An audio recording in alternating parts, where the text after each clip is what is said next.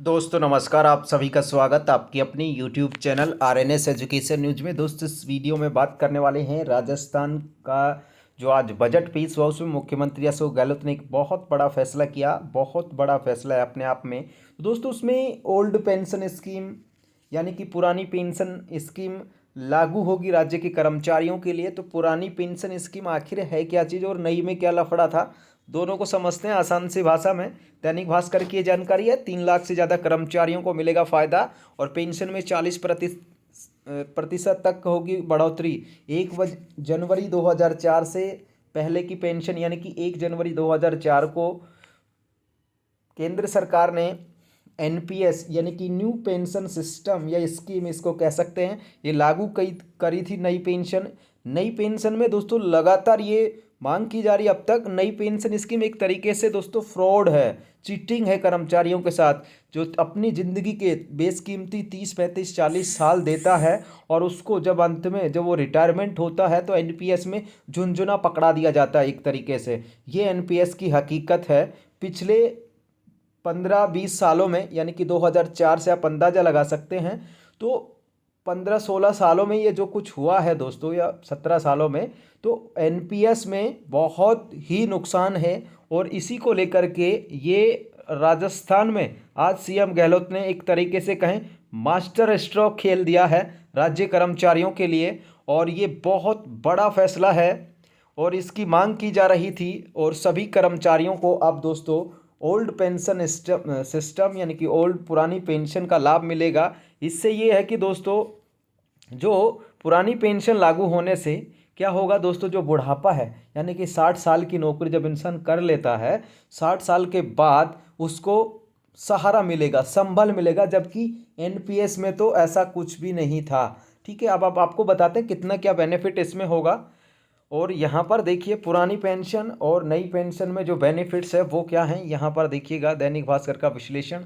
पुरानी pension scheme में GPF की सुविधा है, जीपीएफ, ठीक है, और इसमें जीपीएफ की सुविधा नहीं है एनपीएस में, नई पेंशन में। अब देखिए ओल्ड में क्या है, पेंशन के लिए वेतन से कटौती नहीं है, पूरी पेंशन सरकार देती है। यानी कि इसके लिए जो आप हमारे पैसे कटते हैं 10%, वो ओल्ड पेंशन में नहीं कटते हैं। और एनपीएस में क्या करते हैं, 10% वेतन का काट लिया जाता है। आपका जो भी पेमेंट मिल रहा है उसका 10% ये लोग काट लेते हैं, जबकि ओल्ड में ऐसा सिस्टम नहीं है। ठीक है, दूसरा क्या है, रिटायरमेंट पर निश्चित पेंशन यानी अंतिम वेतन का 50% गारंटी। ओल्ड पेंशन में क्या होगा, मान लीजिए आप 40 साल बाद रिटायरमेंट हुए, 30 साल बाद हुए, उस टाइम पे आपको मान लीजिए 2 लाख रुपए तनख्वाह मिल रही थी, आज से 30 साल बाद। अब 2 लाख रुपए का 50% यानी कि 1 लाख रुपए आपकी पेंशन बन जाएगी। उसमें क्या होगा, जो आपका जो बेसिक होगा, मान लीजिए 2 लाख रुपए आपको टोटल मिल रहे थे सारे भत्ते उत्ते जोड़ करके, और उस टाइम पे मान लीजिए आपका बेसिक 1.5 लाख रुपए था, 50,000 हम भत्ते जोड़ लेते हैं तो 1.5 लाख रुपए था। तो इसका 50% यानी कि 1.5 लाख का आधा कितना हो गया, 75,000, प्लस उस पर जो महंगाई भत्ता है यानी कि जो डीए उस टाइम का, जब आप रिटायरमेंट होंगे उस टाइम पे मान लीजिए 50% डीए था, तो 75,000 का 50% वो। तो इस तरीके से ये पेंशन ओल्ड में ये सब व्यवस्था की गई है। रिटायरमेंट पर ग्रेच्युटी अंतिम वेतन के अनुसार 16.5 माह का वेतन। अब जो ग्रेच्युटी जो मिलती है दोस्तों, इसमें क्या मिलेगी, यानी कि जब आप रिटायरमेंट होंगे तो 16.5 महीने का जो आपका वेतन है आपको वो ग्रेच्युटी के रूप में दिया जाएगा। ठीक है, जबकि एनपीएस में बीमा कंपनी देती है। एक तरीके से दोस्तों इसमें बहुत नुकसान है। और एनपीएस में पेंशन की गारंटी नहीं है, जब आप रिटायरमेंट होंगे तब ऐसा कुछ नहीं मिलेगा। यानी कि 2004 में कोई आदमी नौकरी लगा था, मान लीजिए किसी भी जगह पे, उस कितनी एज थी, अनुकंपा लगा हो, तो उसको पेंशन 1500, आप लोगों ने पढ़े होंगे अखबारों में, 1500 1700 रुपये मिलते थे। यहाँ देखिए सेवा काल में मृत्यु पर डेथ ग्रेच्युटी की सुविधा 7 वेतन आयोग ने 10 लाख से बढ़ाकर 20 लाख कर दी है। और दोस्तों यहाँ पर देखिए सेवा काल में मृत्यु पर डेथ ग्रेच्युटी यानी कि मृत्यु पर जो ग्रेच्युटी है वो 20 लाख कर दी। और इसमें तो रिटायरमेंट के बाद दोस्तों यहाँ पर है, इसमें भत्ते मेडिकल बिलों की कोई प्रतिपूर्ति नहीं होती। पारिवारिक पेंशन खत्म।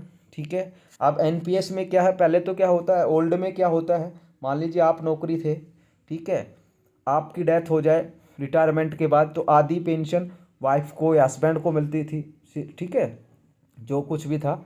लेकिन एनपीएस में ऐसा कुछ झंझट नहीं है। कर्मचारी मर गया रिटायरमेंट के बाद तो पेंशन वेंशन बंद, सारा सिस्टम बंद। ये था एनपीएस में। सेवा काल में मृत्यु होने पर आश्रित को पारिवारिक पेंशन व नौकरी, और इसमें लोन की भी कोई सुविधा नहीं है, जिसमें पारिवारिक पेंशन एनपीएस में नहीं मिलती है। हर 6 माह बाद महंगाई भत्ता जीपीएफ से लोन लेने की सुविधा। ओल्ड में क्या है, जो कर्मचारियों का भत्ता जो मिलता है महंगाई भत्ता डीए, वो आपकी जो पेंशन मिलेगी उसमें बढ़ता रहेगा डीए। मान लीजिए 20 था, फिर 5% बढ़ गया तो 25 के हिसाब से आपको पेंशन मिलती रहेगी, यानी कि बेसिक प्लस जो आपका डीए वो बढ़ता रहेगा।